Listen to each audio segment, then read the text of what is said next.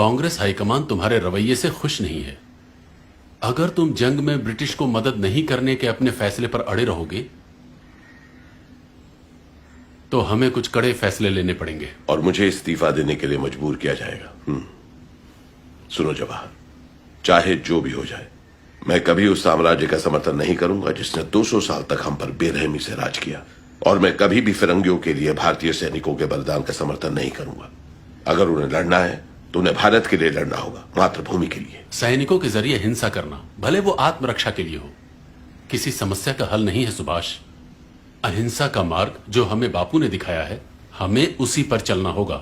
आजादी कोई भीख नहीं, यह हमारा अधिकार है, और अधिकार मांग कर नहीं, छीन कर लिया जाता है। तुम्हारी सोच एकदम गलत है सुभाष।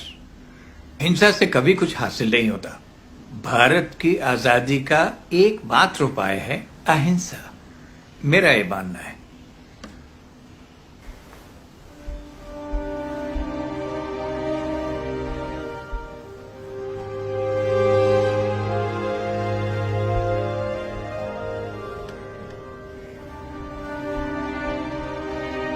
मुझे माफ कीजिएगा बापू, मैं आपसे सहमत नहीं हूं। आप लोग अपने तरीके से आजादी के लिए लड़िए, मैं अपने हिसाब से लड़ता हूं। मुझे आशीर्वाद दीजिए कि मैं आजादी छीन कर आजाद हिंदुस्तान में वापस आ सकूं।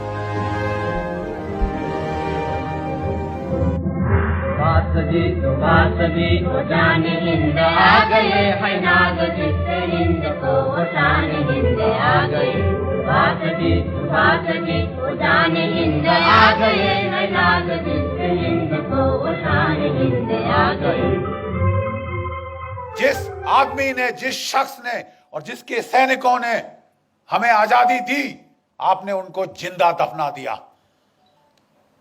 60,000 की इंडियन नेशनल आर्मी थी जो सुभाष चंद्र बोस ने रेस करी थी, खड़ी करी थी।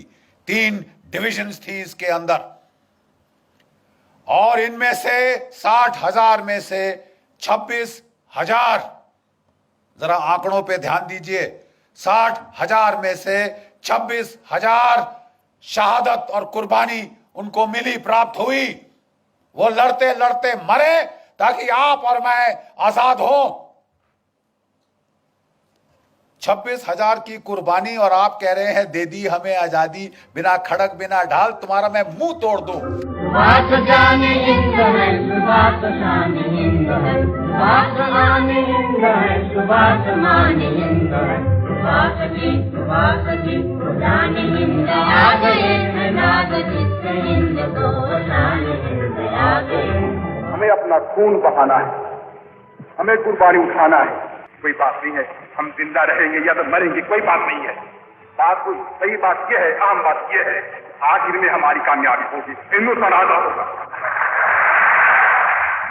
हमारे अतीत में छुपा हुआ एक बहुत बड़ा धोखा है। ब्रिटेन ने भारत को आजादी दी, इसकी बड़ी वजह थी आजाद हिंद फौज के सैनिकों के बलिदान से पैदा हुई राष्ट्रवाद की भावना। वर्ष 1945 से वर्ष 1991 के बीच क्लेमेंट एटली ब्रिटेन के प्रधानमंत्री थे। इसी दौरान भारत को आजादी दी गई, यानी जब भारत आजाद हुआ तब एटली ही ब्रिटेन के प्रधानमंत्री थे। आजादी के बाद क्लेमेंट एटली ने भारत का दौरा किया था। उस वक्त पश्चिम बंगाल के कार्यवाहक गवर्नर जस्टिस पीबी चक्रवर्ती थे। वो कलकत्ता हाईकोर्ट के चीफ जस्टिस थे। जस्टिस चक्रवर्ती ने इतिहासकार आरसी मजूमदार की किताब अ हिस्ट्री ऑफ बंगाल के प्रकाशक को एक पत्र लिखा। इस पत्र में उन्होंने लिखा कि जब मैं गवर्नर था तब भारत को सत्ता सौंपने वाले ब्रिटेन के पूर्व प्रधानमंत्री एटली ने कोलकाता के राजभवन में 2 दिन बिताए थे। उस समय मैंने आजादी के वास्तविक कारणों के बारे में उनके साथ लंबी चर्चा की। एटली के लिए मेरा सीधा सवाल यह था कि महात्मा गांधी का भारत छोड़ो आंदोलन कुछ समय पहले ही खत्म हो गया था और 1947 में ऐसी कोई परिस्थिति नहीं थी कि ब्रिटेन को जल्दबाजी में भारत छोड़ना पड़े। इसके जवाब में एटली ने पीबी चक्रवर्ती को कई कारण बताए भारत छोड़ने के।